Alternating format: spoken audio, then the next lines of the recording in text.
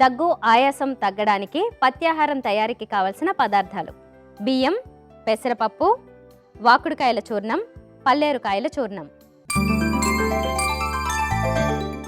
పత్యాహారానికి కావలసిన పదార్థాలు చూసాం కదా, ఇక తయారీ విధానం డాక్టర్ గారిని అడిగి తెలుసుకుందాం.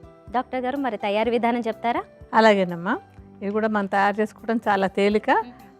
దానికైతే ముందు స్టవ్ వెలిగించి బాండి పెట్టుకుందాం. ఓకే. ఇందులో 8 కప్పుల నీరు పోద్దాం. 8 కప్పులు. ఓకే.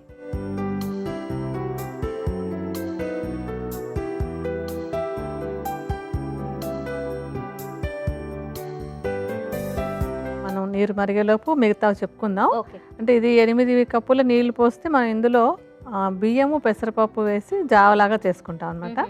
అయితే 8 కప్పులకి ఏంటంటే అరకప్పు బియ్యము, అరకప్పు పెసరపప్పు రెండు కలిపి 1 కప్పు అవుతుంది. అంటే 1:8 రేషియోలో అనమాట. నీళ్లు చాలా ఎక్కువ ఉంటుంది, పప్పు బియ్యం చాలా తక్కువ ఉంటుంది. ఎందుకంటే పల్చటి జావలాగా తయారు చేసుకోవాలి మనం. పప్పు బియ్యం రెడీగా ఉంచుకుందాం. అయితే ఇవి కూడా ఏంటంటే పెసరపప్పుని బియ్యాన్ని కూడా కొంచెం వేయించుకుంటే ఇంకా మంచిది, తేలికగా అరుగుతుంది, తొందరగా అంటే మంచి ఎఫెక్ట్ కూడా చాలా బాగుంటుంది. విడిగా పెసరపప్పుని కాస్త వేయించేసి ఉంచుకోవడం, బియ్యాన్ని కూడా విడిగా కొంచెం వేయించి పెట్టుకున్నట్టయితే కనుక జీర్ణం అవ్వడానికి తేలికగా ఉంటుంది. ఎందుకంటే తేలికగా జీర్ణం అయిపోతే కనుక కఫం ఎక్కువగా తయారవ్వకుండా ఉంటుంది. ఈ పదార్థాలు కాకుండా కొంచెం మనం మూలికలు కూడా వేసుకోవాలి దీంట్లో. వాకుడు కాయలు అంటారు, మనకి ఊళ్ళల్లో అంతా కూడా బాగా ఎక్కువ తేలిక దొరుకుతూ ఉంటుంది. ఇది అంటే ముళ్ళ చెట్టులాగా ఉంటుంది. ఇది ముళ్ళ పొద చెట్టు కూడా కాదు, పెద్దది కాదు, చిన్న పొదలాగా. ఈ వాకుడు కఫం తయారవ్వడాన్ని బాగా తగ్గిస్తుంది, దగ్గుని బాగా తగ్గిస్తుంది, అలాగే ఆయాసాన్ని కూడా బాగా తగ్గిస్తుంది అనమాట. అంటే ఇదేంటంటే కఫాన్ని వాతాన్ని రెండింటిని తగ్గించి దగ్గు ఆయాసం తగ్గడానికి బాగా ఉపయోగపడుతుంది. ఈ వాకుడు కాయలని చూర్ణంలాగా చేసేసి పెట్టుంచుకోవాలి దాన్ని. తర్వాత ఇంకొకటి ఏంటంటే పల్లేరు కాయలు. ఈ పల్లేరు కాయలు కూడా వాతాన్ని కఫాన్ని రెండింటిని తగ్గించి దగ్గు ఆయాసం తగ్గడానికి చక్కగా ఉపయోగపడతాయి. అలాగే ఏంటంటే ఇప్పుడు ఇలాంటి ఇన్ఫెక్షన్లు అవి ఉండి అంటే లంగ్స్లో ఇన్ఫెక్షన్ అది ఉన్నప్పుడు ఏంటంటే అక్కడ తడి కొంచెం ఎక్కువగా ఉంటుంటుంది. ఆ తడి తగ్గడానికి కూడా ఈ పల్లేరుకాయల చూర్ణం బాగా ఉపయోగపడుతుంది. మూలికలుగా మనకు కావాల్సినటువంటివి రెండే, వాకుడుకాయల చూర్ణం, పల్లేరుకాయల చూర్ణం. ఈ రెండు కూడా మూలికల షాపులు అన్నింటిలోనూ తేలిగ్గా దొరుకుతాయి. అలాగే ఏదైనా పల్లెటూరులో ఉన్న వాళ్ళైతే కనుక వాళ్ళకి అక్కడే రెడీగా కూడా దొరుకుతూ ఉంటాయి, చుట్టుపక్కల నుంచి తెచ్చుకోవచ్చు. నీళ్ళు మరుగుతున్నాయి కదా, అందులో బియ్యము పెసరపప్పు వేద్దాము. అంటే నీళ్ళకి 8వ వంతే ఉండాలి రెండు కలిపితే, అందుకని కొద్దిగా బియ్యం కొద్దిగా పెసరపప్పు వేద్దాం. అందులో రెండు సమానంగానే సమానంగా తీసుకోవాలి.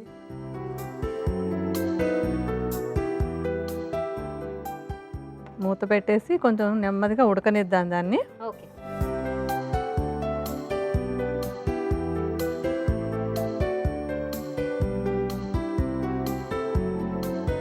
బాగా ఉడికిపోయినట్టుంది చూడండి అమ్మా. అది అవును డాక్టర్, చక్కగా మంచి జావ తయారైంది. ఒకసారి కలిపేసుకుని ఇప్పుడు దానిలో మనం ఇందాక పెట్టుకున్నాం కదా వాకుడుకాయల చూర్ణం, పల్లేరుకాయల చూర్ణం, ఆ చూర్ణాలు వేద్దాం.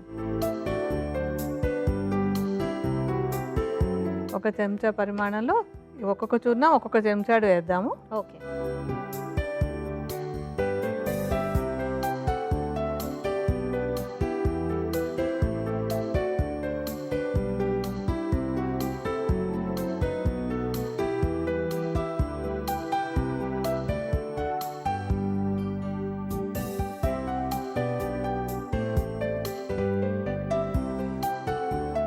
చూర్ణాలన్నీ కూడా బాగా అందులో కలిసి ఉడికిపోయాయి.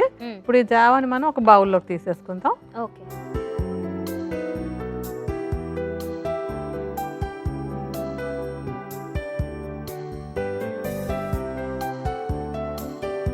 ఇప్పుడు మనకు జావ తీసుకున్నాం కదా, ఇందులో కొద్దిగా నెయ్యి కొంచెం ఉప్పు కూడా వేసుకోవాలి. ఊరికే 2 చిటికలు ఉప్పు రుచి కోసం, అది కూడా.